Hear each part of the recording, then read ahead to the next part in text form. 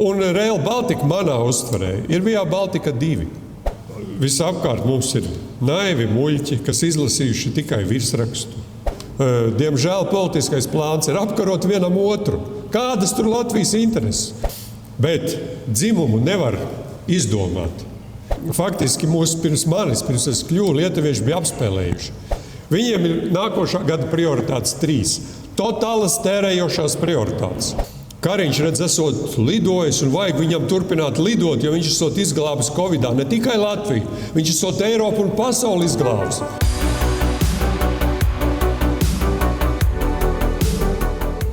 Ja paskatās uz šo gadu atpakaļ, vai ir kaut kas mainījies mūsu vērtību sistēmā?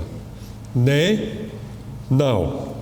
Sabiedrības vienotība, tradicionālās ģimenes vērtības, bērni un ekonomika. Tas ir tas, ar ko mēs iesākām un ar ko mēs turpinam. Protams, ir daudzi karsti temati. Karstākais temats, laikam, ir viens no karstākajiem - Stambulas konvencija. Protams, ka vairs nekad nebūs tā, kā bija, un mēs nedzīvosim vairs tā, kā bija līdz balsojumam, jo, diemžēl, visapkārt mums ir naivi muļķi, kas izlasījuši tikai virsrakstu, ir nelieši un ir arī globālās intereses. Bet dzimumu nevar izdomāt. Dzimumu mums ir iedevis Dievs un daba. Un dzimums, diemžēl, ir vīrietis vai sieviete. Un mums stāv priekšā milzu cīņa, lielākoties jau, lai nesabojātu mūsu bērnus un mazbērnus. Kāpēc jāpiedalās vēlēšanās un kāpēc jāpiedalās visās vēlēšanās? Tāpēc, ka tu savādāk nevari būt pie varas, tu nevari realizēt savu programmu un cieti realizēt to programmu, kāda mums ir. Mēs esam sevi pozicionējuši ļoti vienkārši kā konservatīva partija, un tādiem mums jāpaliek droši vien būs arī turpmāk. Mēs Saeimā esam tikai 8, bet daudzi politologi saka, bet jūs jau izskatās, liekas, ka jūs esiet daudz vairāk. Un tā tas arī ir, jo, ja mēs paskatāmies to reitingu, kas bija šeit uz tāfeles vai uz ekrāna, visticamāk, ja šodien būtu vēlēšanas, mēs būtu kādi 15, varbūt pat 20 Saeimā. Un tas jautājums ir tāds, vai mēs spēsim izaudzināt tādu daudzumu politiķu, kādi mums ir Ramona, Linda, Edmunds, Mārcis Jensīts, Ainārs, kas nāk, runā un nebaidās no tribīnes palikt atmiņā tiem, kas klausās. Tā mums ir problēma un mums jāstrādā, lai aiz mums nākat jūs aizvien vairāk un vairāk. Protams, kad ja runā par Eiroparlamentu vēlēšanām, tas nav bijis nekad mans sapnis. Bet, ko tu padarīsi? Socioloģija, diemžēl, rāda to, kad līderiem tā smagā nasta ir jānes. Es jums pastāstīšu mazu piemēru. 28 gadus vecu, kad es kļuvu par satiksmes ministru, es aizbraucu uz Briseli 95. gadā. Un tad mēs nebijām ne Eiropas Savienībā, ne NATO, bet bija jau tāda fāres programma, kāds no jums, kas ir vecāki, to atcerās. Un tur sākās runa par ceļiem, par naudu ceļiem, par pirmajiem miljoniem. Un notiek tā debata, un es tagad skatos, lietuviešu sajūsmā, Via Baltica, mēs pa Via Baltica, jums ar latviešiem. Es saku, paga, labi, Via Baltica ir laba lieta, bet mums vēl ir Rīga, Liepāja, Rīga, Ventspils, Rīga, Rēzekne, Rīga, Daugavpils. Nē, mums ir Via Baltica, 9. transporta koridors, mums ir viena līnija. Tallina, Rīga, Kauņa, Viļņa, Klaipēda, Varšava, jā. Jau tad faktiski pirms es kļuvu, lietuvieši bija apspēlējuši. Un Rail Baltica manā uztverē ir Via Baltica 2. Atkal lietuviešiem ir Viļņa, Kauņa, Varšava. Ja?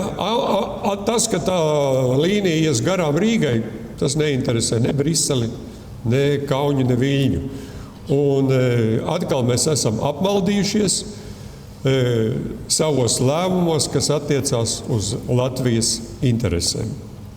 Un tāpēc vien tur ir jābūt, jācīnās un jāpalīdz no Briseles, ja mēs tur nokļūsim. Un es domāju, ka mēs tur būsim vairāki. Mums ir jāpalīdz Latvijai pirmā vietā, šeit Latvijā pārņemt varu, par ko jau runāja Ainārs. Un kāpēc ir jāatlaiž Saeima? Ir tāds apvienotais saraksts. Viņi pa visām varītēm gribēja nokļūt valdībā. Kāpēc? Tāpēc, ka divi nesamierināmi spēki ir. ZZS un apvienotais saraksts. Vai nu vieni, vai nu otru. Apvienotais saraksts pa visām varēm tika valdībā, ZZS bija opozīcijā. Protams, ka apvienotais saraksts neko neizdarīja. Viņi bija vienotības pavadā. Šis būs 15. budžets, ko stādīs vienotība Latvijas vēsturē. Un pagāja gads, un pa to laiku nesamierināmais pretinieks ZZS izdomāja triku. Nobalsosim par Rinkēviču un dabūsim ārā mūsu galveno Lemberga ienaidnieku apvienoto sarakstu, jo mēs, kā zinām, Zaļo partija aizgāja no ZZS un nostājās ļoti stingrā pozā pret Lembergu. Un ZZS to izdarīja. ZZS nobalsoja par Rinkēviču, nokļuva valdībā, bet jautājums ir tāds.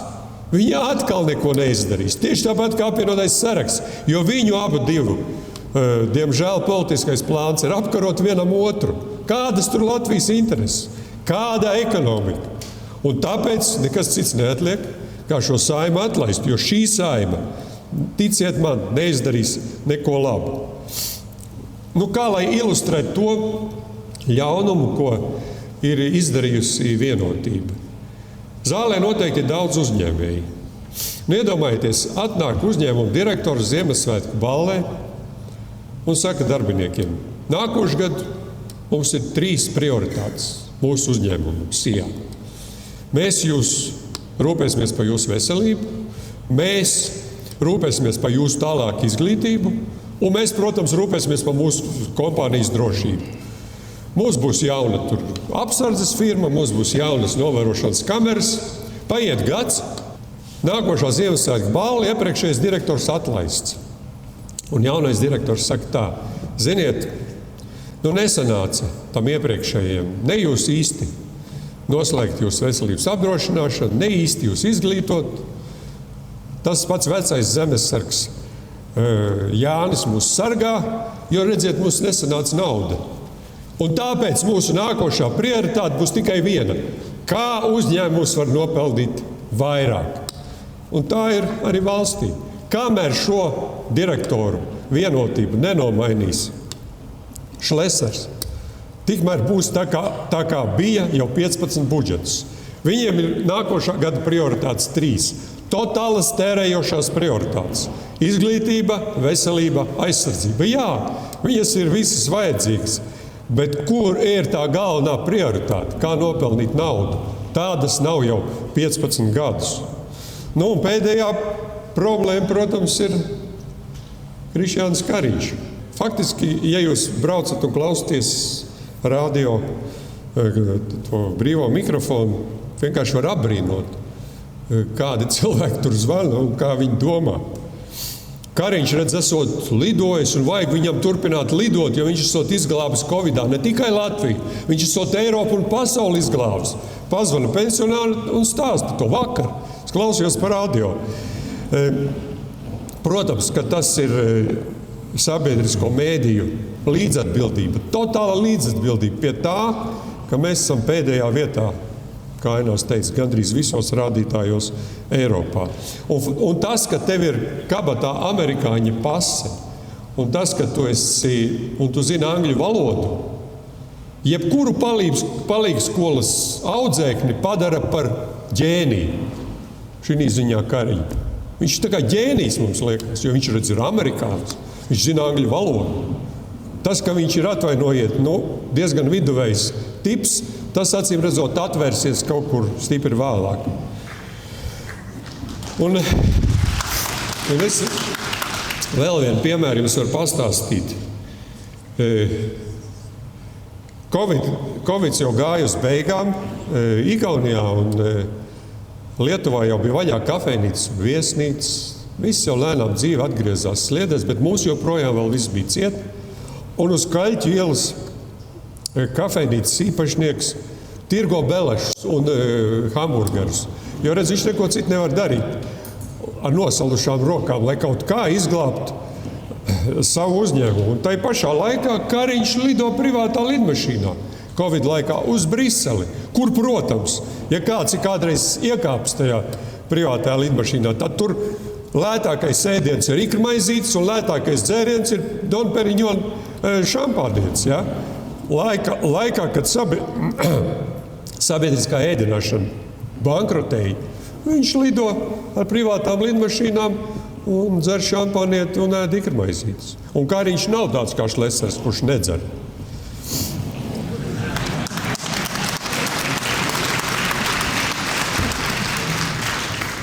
Un pēdējais, acīm redzot, ir tā, ka tas pēdējais treknais punkts būs jāpieliek Kariņa Levita režīmam, tad, kad Kariņš atkāpsies. Mēs savu darbu būsim godam paveikuši gada laikā. Mēs būsim noslaucījuši no skatuves Kariņa Levita režīmu. Paldies jums!